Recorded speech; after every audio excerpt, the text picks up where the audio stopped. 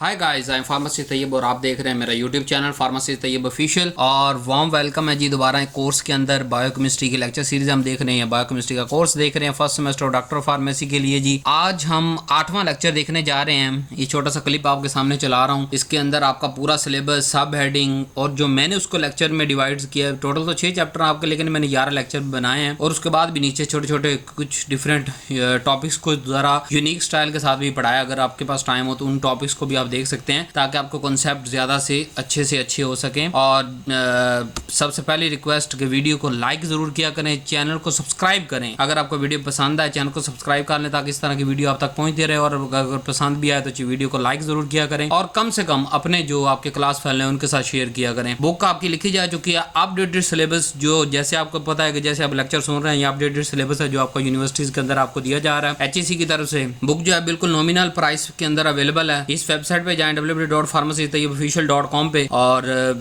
या WhatsApp number पे रब्ता करके आप बुक को परचेज कर सकते हैं और अपने कॉन्सेप्ट को इनहांस कर सकते हैं। छोटी सी सिर्फ इन्फॉर्मेशन कि बुक के अंदर comparative tables, true false, MCQs, short question, long questions और थ्योरी पॉइंट्स बना के दी गई है। कोई बड़े बड़े लंबे चौड़े जो पैराग्राफ नहीं लिखे गए कि किसी को समझाने की जरूरत पड़ेगी। आप मेरा ये लेक्चर सुने, साथ में बुक से टॉपिक करें और आप जो है वो अपनी यूनिवर्सिटी के अंदर अपनी क्लास का टॉप कर सकते हैं और आने वाले आपका अपना फ्यूचर सिक्योर कर सकते हैं। क्योंकि जब आपने ये डिसाइड कर लिया कि यू आर द फार्मासिस्ट, तो फिर ये 5 साल जिंदगी के भूल जाएं। दुनिया की कोई भी खुशी गमी हर चीज को डिस्ट्रॉय कर दे, जो है वो सिर्फ अपनी फार्मेसी पे फोकस करें। तो मैं हाजिर खिदमत हूँ। 6 साल हो गए इस यूट्यूब चैनल से, कोई 1 रुपया भी नहीं कमाया अभी तक, और जो है वो लेकिन फिर भी रोज कंटेंट आपके लिए बना रहा हूँ, आप तक पहुंचा रहा हूँ, ताकि अगर मेरे किसी एक स्टूडेंट का मैं भला कर सकता हूँ तो मेरे लिए ये बहुत बड़ा एजाज होगा। हाँ, बुक्स आप जो है परचेज अगर करना चाहें तो कर सकते हैं। आज का टॉपिक हम जो है वो पढ़ने जा रहे हैं बायोकेमिस्ट्री ऑफ लिपिड। इंट्रोडक्शन हम देख चुके हैं। आज हम देखेंगे लिपिड डाइजेशन,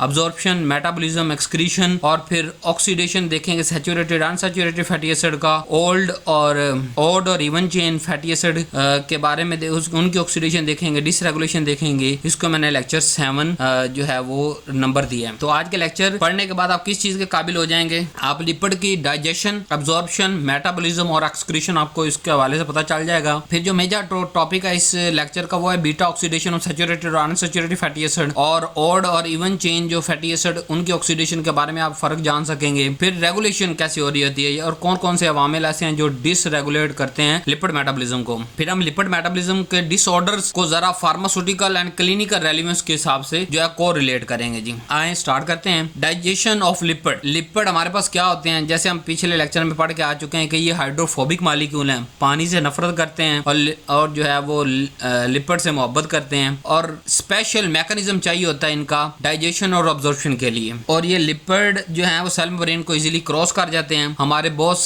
जैसे कि सेल मेम्ब्रेन के अंदर ये एज ए कंपोनेंट के तौर पे काम करते हैं और बहुत से जो है वो प्रोसेस को ये रेगुलेट कर रहे होते हैं। और एनर्जी का बहुत अच्छा सोर्स और हाई जो है अमाउंट एनर्जी इनके अंदर जो है स्टोर होती है। मेजर जो लिपिड की शक्ल जिनसे हमारा वास्ता पड़ता है वो है ट्राइग्लिसराइड या फॉस्फोलिपिड या ग्लिसरॉल एस्टर। तो लिपिड जो है वो डाइजेशन कहाँ से होती है? मेनली स्मॉल इंटेस्टाइन में इसकी डाइजेशन होती है। लेकिन हम जरा माउथ और स्टमक होते हुए स्मॉल इंटेस्टाइन की तरफ जाएंगे। तो माउथ के अंदर और स्टमक के अंदर अगर बात करें तो हमारे पास है जी लिंगुअल लिपेज, जो कि मुंह के अंदर मौजूद है। ये बिल्कुल माइनर डाइजेशन स्टार्ट करता है। फिर गैस्ट्रिक लिपेज जो कि स्टमक के अंदर मौजूद है, और स्पेशल बच्चों के अंदर ये लिपिड को डाइजेस्ट करने में हमारी मदद करता है। और अगर ये जो है वो अब जो बार बार मैं एक बात कर रहा हूँ कि माउथ और स्टमक के अंदर क्यों कम डाइजेशन होती है, क्योंकि यहाँ लिपिड की मल्सिफिकेशन नहीं होती, जिसकी वजह से क्या होता है कि बड़ा लिमिटेड जो है वो डाइजेशन इसकी हो रही होती है। क्योंकि लिपिड पहले इमल्सिफाई होता है, उसके बाद जो है वो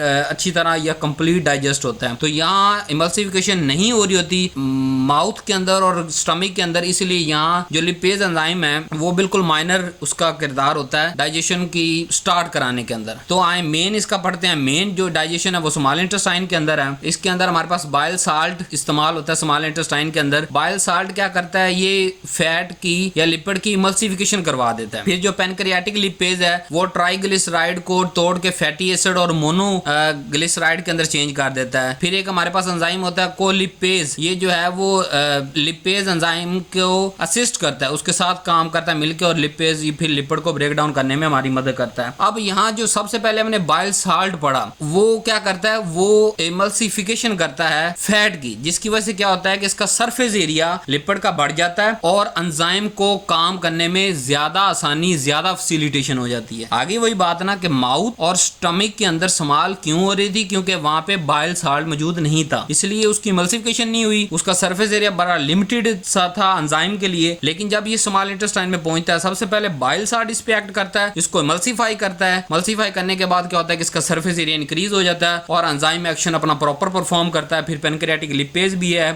और कोलिपेज है जो कि इसका मुकम्मल ब्रेक डाउन करते हैं। अब वो कौन से प्रोडक्ट हैं जो ये लिपेज एंजाइम के एक्ट करने के बाद, डाइजेशन ऑफ लिपिड के बाद हमारे पास बनते हैं, वो है नंबर 1 फ्री फैटी एसिड। जारी बात है लिपिड फैटी एसिड से बना हुआ, तो फैटी एसिड मिलेंगे हमें काफी सारे, मोनोग्लिसराइड मिलेगा, कोलेस्ट्रॉल मिलेगा और लाइसोफॉस्फोलिपिड, यानी डिपेंडिंग ऑन द नेचर के वो कौन सा जो है वो लिपिड को डाइजेशन कर रहे हैं, उसी तरह के रिलेटेड हमें कंपोनेंट मिलेंगे।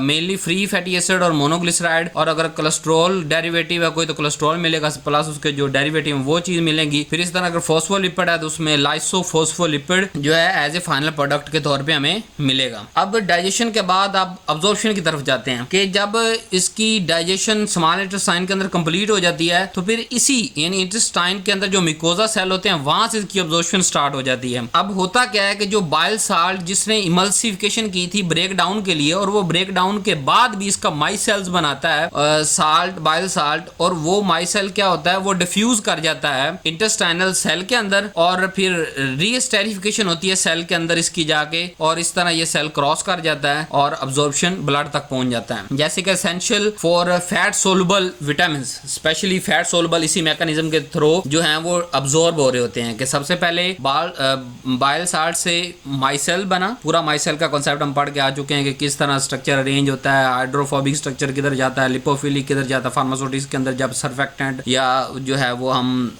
उनके पढ़ते हैं। तो माइसेल बनने के बाद क्या होता है कि वो इंटेस्टाइनल के अंदर चला जाता है, यानी कि सेल मेम्ब्रेन क्रॉस कर जाता है। तो सेल की जब अंदर पहुंचता है वहां पे रीस्टेरिफिकेशन होती है सेल के अंदर, और इसी तरह ये जो है वो सेल को क्रॉस करके ब्लड तक पहुंच जाता है, especially fat soluble vitamin A, D, E K, ये आपको जुबानी याद होनी चाहिए। अब सेल के अंदर थोड़ा और जाते हैं हम, किस तरह क्या होता है वहां पे काइलोमाइक्रोन फॉर्मेशन होती है। इस तरह के जो फैटी एसिड प्लस ग्लिसरॉल दोनों मिलकर ट्राइग्लिसराइड बनाते हैं, फिर वो किसी न किसी प्रोटीन के साथ मिलते हैं। ट्राइग्लिसराइड जब प्रोटीन के साथ मिलता है तो उस प्रोडक्ट को हम कहते हैं काइलोमाइक्रोन, और ये काइलोमाइक्रोन क्या होते हैं, लिम्फेटिक सिस्टम के अंदर दाखिल हो जाते हैं, और जैसे लिम्फेटिक सिस्टम के अंदर दाखिल हो गए ये ब्लड तक रीच कर देते हैं। तो ये हमने थोड़ा सा एडवांस मैकेनिज्म पढ़ा। अब ये जो काइलोमाइक्रोन है ये क्या करता है, ये जो है वो transport the lipid to tissue, कि लिपिड को टिश्यू तक पहुंचाने का एक जरिया बनता है। ट्राइग्लिसराइड को हाइड्रोलाइज करता है बाय लिपोप्रोटीन लिपेज एंजाइम की मौजूदगी के अंदर, और फैटी एसिड जो है वो फिर वहां पे जब ये ट्राइग्लिसराइड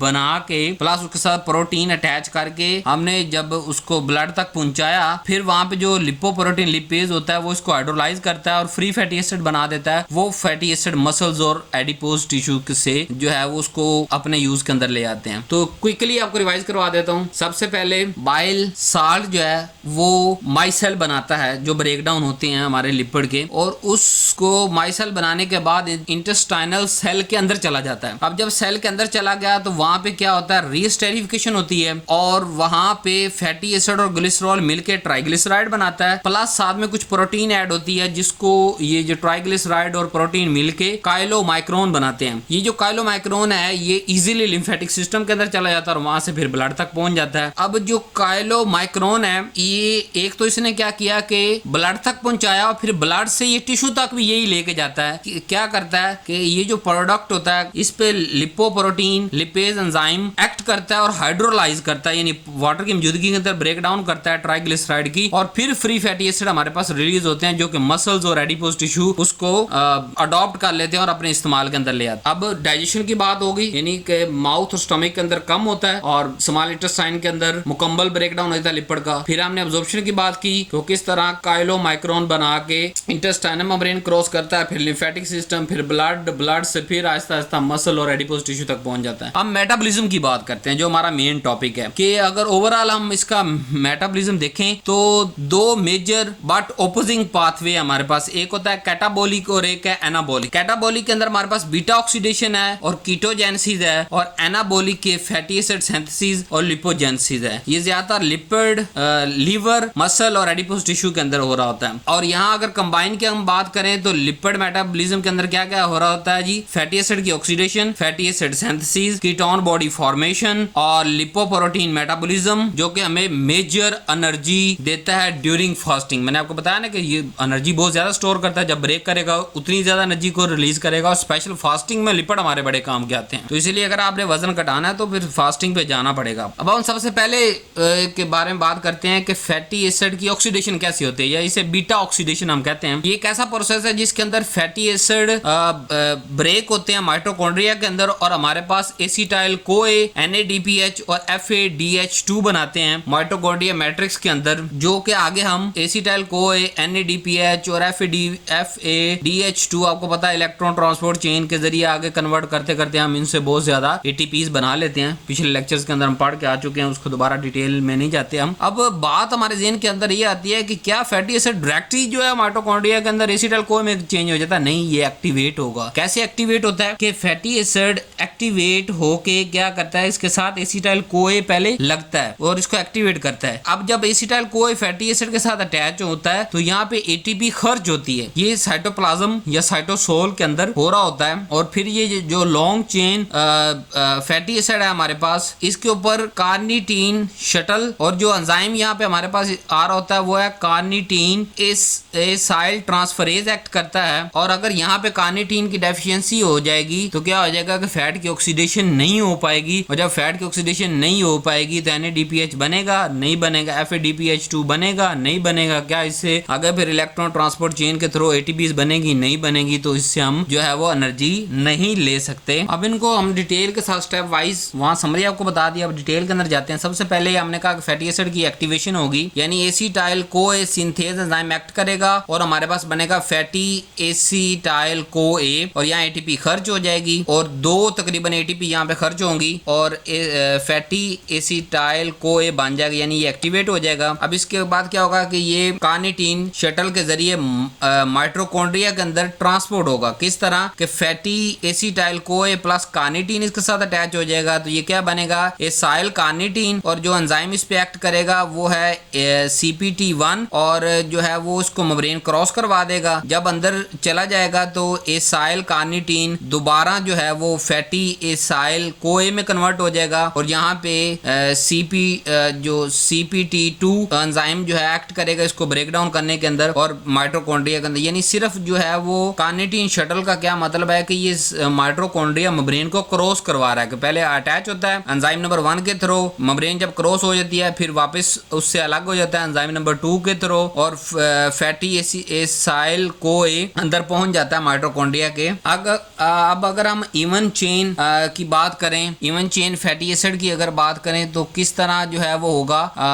बीटा ऑक्सीडेशन साइकिल आगे कैसे चलेगा, ये 4 डिफरेंट स्टेप पे मुश्तमिल होता है। ऑक्सीडेशन, हाइड्रेशन, फिर ऑक्सीडेशन, फिर थायोलाइसिस, और जो है पहले ऑक्सीडेशन के अंदर क्या होगा, जो एसाइल कोए है ये ट्रांस इनोइल कोए में कन्वर्ट होगा। एंजाइम जहाँ यहाँ पे जो एक्ट करेगा वो एसाइल कोए डीहाइड्रोजिनेज एक्ट करेगा, और FADH2 यहाँ पे हमारे पास प्रोड्यूस हो जाएगा। दूसरा जो रिएक्शन है हाइड्रेशन, वो जो इनोइल कोए हमारे पास बना है वो कन्वर्ट हो जाएगा हाइड्रोक्सी एसाइल कोए के अंदर। फिर ऑक्सीडेशन होगी दोबारा इसकी कि हाइड्रोक्सी एसाइल कोए कीटो एसाइल कोए के अंदर चेंज हो जाएगा, बीटा कीटो एसाइल कोए आप कह सकते हो, उसके अंदर चेंज हो जाएगा। फिर यहाँ पे NADPH बनेगा हमारे पास। फिर लास्ट स्टेप पे थायोलाइसिस होगी, मतलब कीटो एसाइल कोए जो है वो acyl acetyl CoA plus acyl कोए के अंदर जो है वो अटैच हो जाएगा और ये जो साइकिल है रिपीट होता रहता है जब तक सारे का सारा जो है फैटी जो इवन चेन फैटी जो है वो कन्वर्ट ना हो जाए, सारे के सारे फैटी एसिड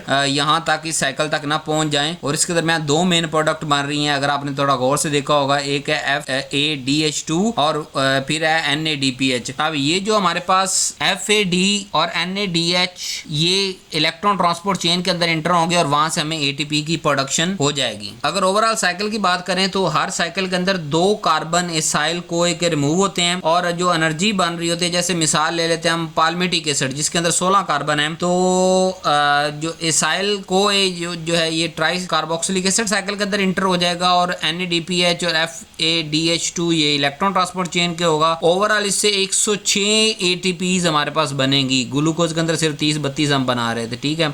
तो यहाँ सिर्फ एक यानी कि पाल्मिटिक एसिड फैटी एसिड के जो है इसके टूटने की वजह से 106 ATPs बनी है। तो आप यहाँ अंदाजा लगा सकते हैं कि लिपिड से हमारे पास ये सारी टोटल ATPs कहाँ से आ रही है। अब आपको बता रहा हूँ एसिटाइल कोए हम पीछे मैकेनिज्म कार्बोहाइड्रेट में पढ़ के आ चुके हैं कि कैसे ये ट्राई कार्बोक्सिलिक एसिड साइकिल में दाखिल होता है और कैसे ये आगे जो शिफ्ट होता है और इसी तरह NADPH और FADH2 जो है इलेक्ट्रॉन ट्रांसपोर्ट चेन के जरिए कैसे होता है, फिर आगे कितनी ATPs बनाता है जो है वो। और यहाँ पे टोटल ओवरऑल आपको ग्रोस पढ़ा रहा हूँ 106 ATPs बनती हैं जो कि कार्बोहाइड्रेट से बहुत ज्यादा हैं। और अगर हम इसकी थोड़ी डिटेल से बात करें कि इसके ऊपर 7 साइकिल टोटल चलते हैं और 8 एसिटाइल कोए बनते हैं, 7 NADPH बनते हैं और 7 FADH2 बनते हैं। टोटल ओवरऑल अगर कैलकुलेट करेंगे तो आप जो है वो 106 ATPs बन जाएगी। अगर इसी तरह मैं ये हमारे पास था इवन चेन का, अगर ऑड चेन की अगर मैं बात करूं तो वहां पे हमारे पास जो फाइनल प्रोडक्ट है वो प्रोपियोनाइल कोए यानी 3 कार्बन के अंदर कन्वर्ट होती है। प्रोपियोनाइल कोए जो कि 3 कार्बन मुश्किल होती है वो कन्वर्ट हो जाती है सक्सिनाइल कोए के अंदर। और इस तरह जो है वो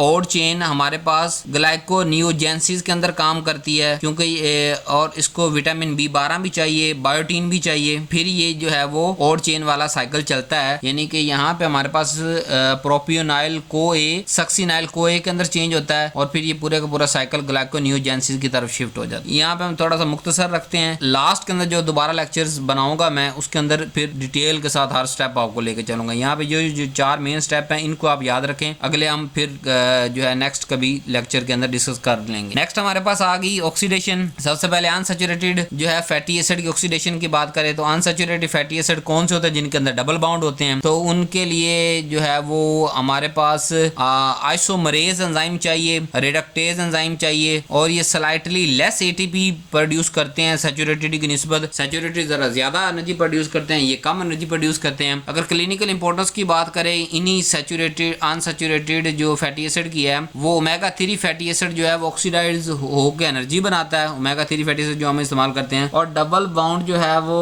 ऑक्सीडेशन की एफिशिएंसी को इफेक्ट करता है जिसकी वजह से कुछ ATPs कम बनती हैं और न्यूट्रिशन और कार्डियोवास्कुलर हेल्थ के लिए ये बड़ा जरूरी होता है। और यहाँ पे हमारे पास जो एडिशनल एंजाइम चाहिए होते हैं अनसैचुरेटेड फैटी एसिड के लिए वो मैं आपको बता रहा हूँ वो 2 हैं, एक आइसोमरेज है प्लस रिडक्टेज एंजाइम जो है वो इस्तेमाल होते हैं। जैसे ये देखिए पहला एंजाइम जो है वो इनॉयल कोए आइसोमरेज इस्तेमाल हुआ जो कि आगे ट्रांस टू इनॉयल कोए के अंदर कन्वर्ट हो गया, वहां से फिर NADPH बना। अगले स्टेप के अंदर हमारे पास साथ में एसिटाइल कोए रिलीज हुआ जो कि फिर क्रैब साइकिल के अंदर दाखिल हो गया और जो है फैटी एसिड जो है वो एसाइल कोए के जो है वो अलग हो गया, फैटी एसिड अलग हो गया। तो ATP यहाँ प्रोड्यूस होती है जैसे कि पीछे हम ऑक्सीडेशन के थ्रू पढ़ के आ चुके हैं, लेकिन यहाँ सिर्फ एक आइसोमरेशन जो है आइसोमराइजेशन का एक एंजाइम एक्स्ट्रा, एक स्टेप यहाँ पे एक्स्ट्रा है। बाकी आप देख सकते हैं वही कार्निटीन शटल चल रहा है कि वो कैसे उसको एक्टिवेट करके माइटोकॉन्ड्रिया मेम्ब्रेन के थ्रू जाता है, ओवरऑल एंड पे जो है वो इलेक्ट्रॉन ट्रांसपोर्ट चेन के अंदर जाते हैं और यही है FADPH और NADPH जो है वो ATPs के अंदर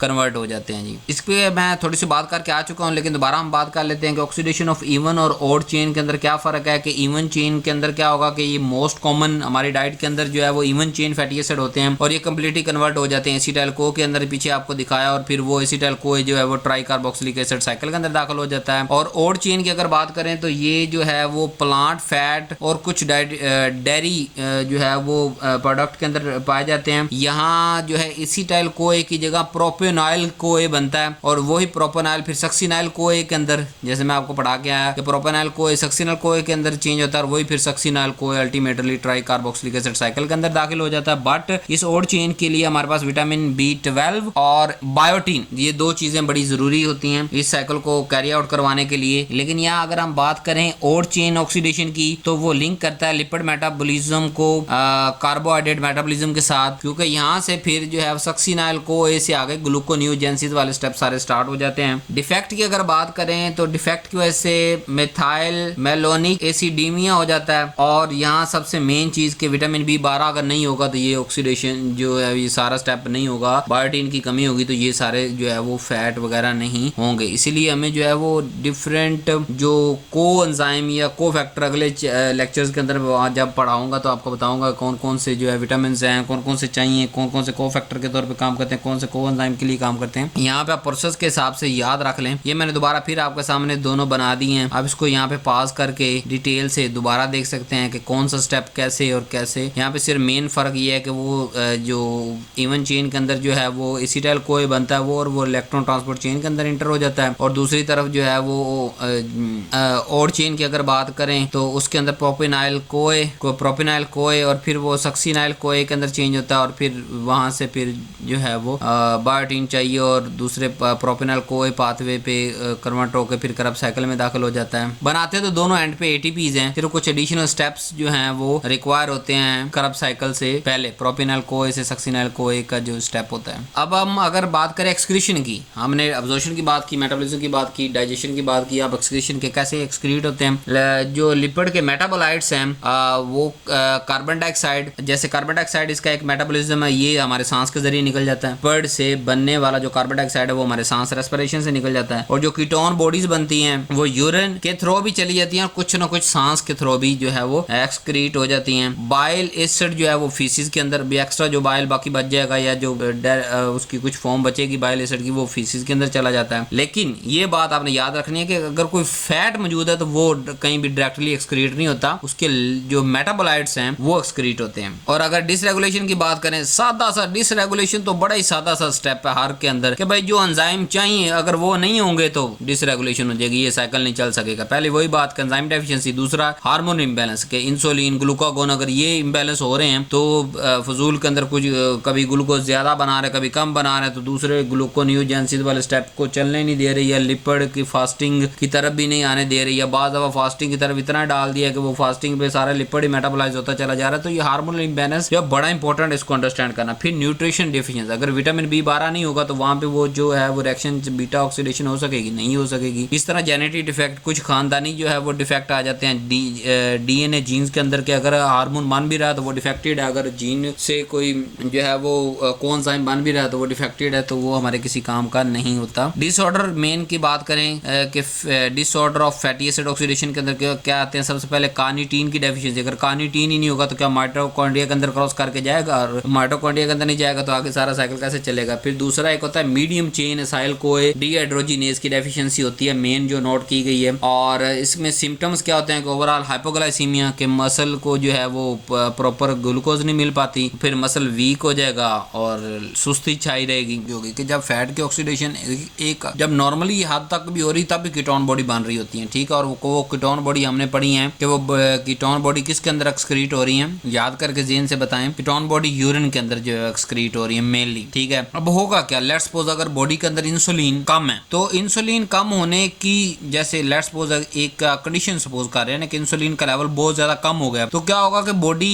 अब ग्लूकोज को तो यूज नहीं कर सकती एज एनर्जी सोर्स के तौर पे, और सारा वो डिस्टर्बेंस हो जाएगा ग्लूकोज का पाथवे। तो बॉडी क्या होगी कि इस पे जो है लिपिड के मेटाबॉलिज्म पे आ जाएगी, बहुत ज्यादा एक जरूरत है कि हद से ज्यादा ऑक्सीडेशन जो है वो उसको मेटाबोलाइज करना शुरू कर देगी। तो क्या होगा, कीटोन एक हद से ज्यादा बन जाएंगे, और जब कीटोन एक हद से ज्यादा बन जाएंगे तो क्या होगा, ब्लड के अंदर एसिडिटी हो जाएगी, ब्लड के अंदर एसिडिटी हो जाएगी, और जिसको हम कहते हैं कीटोएसिडोसिस, कि कीटोन की मौजूदगी की वजह से एसिडिटी ब्लड की बढ़ जाने को कीटोएसिडोसिस कहते हैं। और इसके ज्यादा सिम्टम्स क्या होते हैं कि बार बार पेशाब आना शुरू हो जाता है, हमें बहुत ज्यादा प्यास लगती है, नोजिया और वोमिटिंग स्टार्ट हो जाता है, और बंदा जो है कंफ्यूजन के अंदर चला जाता है। और अगर इसकी थोड़ी ट्रीटमेंट की बात करें कीटोएसिडोसिस की, तो इंसुलिन थेरेपी देनी पड़ती है, फ्लूइड रिप्लेसमेंट जो है वो हम फ्लूइड को जो जो है वो रिप्लेसमेंट करवाते हैं, इलेक्ट्रोलाइट मैनेजमेंट करते हैं, यानी कि सारा ये ब्लड के अंदर हम दे रहे होते हैं। और अगर कोई खास स्पेसिफिक रीजन, जैसे जब मैंने आपको बताया कि इंसुलिन कम है तो फिर इंसुलिन की तरफ शिफ्ट हो जाते हैं। स्पेशली ये ज्यादा डायबिटीज के अंदर ही देखा जा रहा होता है, और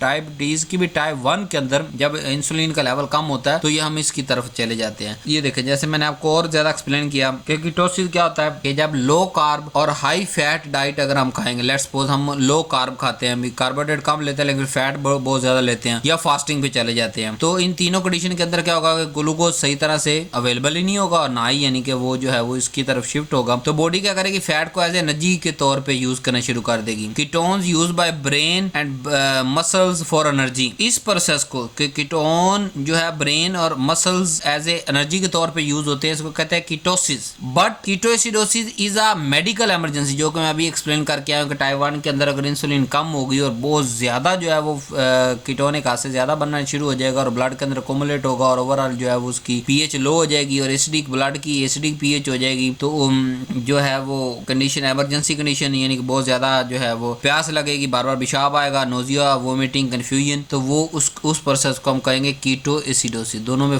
डिफरेंस देख लेंगे। अगर कम कार्बोहाइड्रेट खाए, ज्यादा फैट खाए या फास्टिंग पे चले गए तो ग्लूकोज की जगह बॉडी जो है वो फैट पे शिफ्ट हो जाएगी, और वो फैट के से बनने वाले कीटोन जो है वो ब्रेन और मसल्स भी एज एनर्जी के तौर पे यूज करेंगे। तो इसे कहते हैं कीटोसिस, कि कीटोन को यूज किया जा रहा है, ब्रेक डाउन करके आगे उसको जो है यूटिलाइज किया जा रहा है। ये एक नॉर्मल मेटाबॉलिकल प्रोसेस है। But ketoacidosis is a medical emergency, और इसके दौरान जो है वो ब्लड की एसिडिटी बढ़ जाती है या ब्लड की पीएच कम होती है, मतलब एसिडिटी बढ़ जाती है, और नोजिया, वोमिटिंग और उस कंडीशन की तरफ हम चले जाते हैं। अब नेक्स्ट अगर बात करें तो ओबेसिटी और हाइपरलिपिडीमिया की अगर बात हो, यानी कि बहुत ज्यादा लिपिड स्टोर होना शुरू हो जाता है, और प्लस अगर स्टोर हो रहा है तो ब्लड के अंदर भी जाएगा, ब्लड के अंदर जाएगा तो कार्डियोवैस्कुलर रिस्क का जो है वो बढ़ जाता है।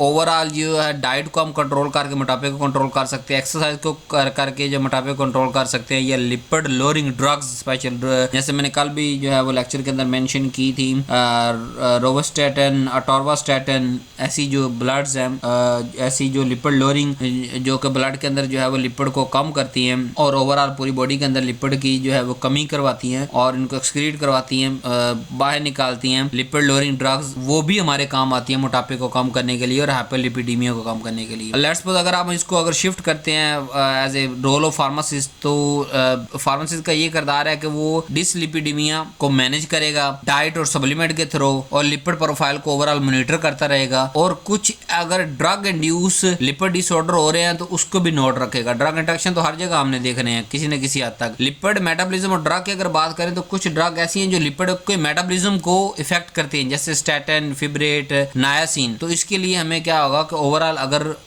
इन सारी ड्रग्स का metabolism of action, mechanism of action पता हो, प्लस जो मैं पढ़ा रहा हूँ कि बायोकेमिस्ट्री के अंदर आपको कि अगर इन ड्रग्स को इस्तेमाल हो रहा है तो हमें ऑटोमेटिकली पता होना चाहिए कि किस तरह ये लिपिड के साथ, मेटाबॉलिज्म के साथ को रिलेट कर रही हैं, और इसको हम कहाँ का अवॉइड और कहाँ का एडेप्टिवली यूज कर सकते। तो इसलिए आपको बायोकेमिस्ट्री के अंदर इतना इन डेप्थ के अंदर अब्जॉर्प्शन, डिस्ट्रीब्यूशन, मेटाबॉलिज्म, एक्सक्रीशन पढ़ाया जा रहा है, ताकि ये जो कॉमन मोटापा, ब्लड प्रेशर, शुगर, ये जो आम बीमारियां हैं, ये आपको अच्छे से समझ आ सकें, और इसको आप आगे क्लिनिकल और जब हम ओवरऑल जब आप फाइनल ईयर तक पहुंचेंगे ना, तो ये सारी चीजें को रिलेट करके आप उसको कर सकेंगे। अगर यहाँ पे सारी क्लिनिकल अगर एक्सप्लेन करना शुरू कर दूंगा तो आपके सर के ऊपर से गुजर जाए, क्योंकि वो आपका सिलेबस नहीं है। यहाँ हमने सिर्फ टच देना है ताकि आपको अभी से आपके माइंड के अंदर आए, अच्छा मैं जब ड्रग पढ़ूंगा स्टैटिन तो वहाँ मैंने ये चीज याद रखनी है कि स्टैटिन किस तरह लिपिड मेटाबॉलिज्म के साथ करता है, तो वहाँ पे मैकेनिज्म एक्शन पढ़ाऊंगा। तो यहाँ पे सिर्फ ड्रग्स के नाम याद कर लें और ये चीज याद रखें कि लिपिड मेटाबॉलिज्म इन ड्रग्स का कैसे कोरिलेट करता है। पढ़ाने को तो मैं अभी आगे 10 स्लाइड और ऐड करके जो है वो इसको पढ़ा सकता हूँ, बट आप कोर्स का नहीं है, बेसिक चीजें याद रखें, और इंशाल्लाह फ्यूचर्स के अंदर जब आप मेरे साथ अगली सीरीज के अंदर, अगले कोर्स के अंदर जाएंगे तो वहाँ पे मैं इसको एक्सप्लेन करूंगा और फिर आपको रिकॉल भी करवाऊंगा कि जैसे बायोकेमिस्ट्री के अंदर मैं आपको ये बात पढ़ा के आ चुका हूँ कि लिपिड मेटाबॉलिज्म इन ड्रग के साथ इफेक्ट होती है, कैसे इफेक्ट होती है, वहाँ पे पढ़ाऊंगा मैं। So thank you very much.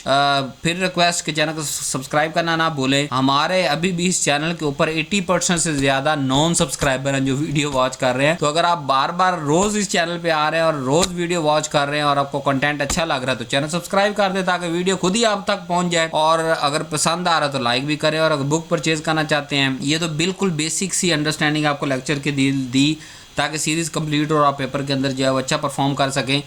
In detail in depth जो है वो देखनी है तो फिर बुक परचेज कर सकते हैं। इस वेबसाइट पर रब्ता करें या व्हाट्सएप नंबर पर रब्ता करें। Thank you very much. अपने दोस्तों के साथ व्हाट्सएप पे ये वीडियो लिंक ज़रूर शेयर कर दें। अल्लाह हाफिज़।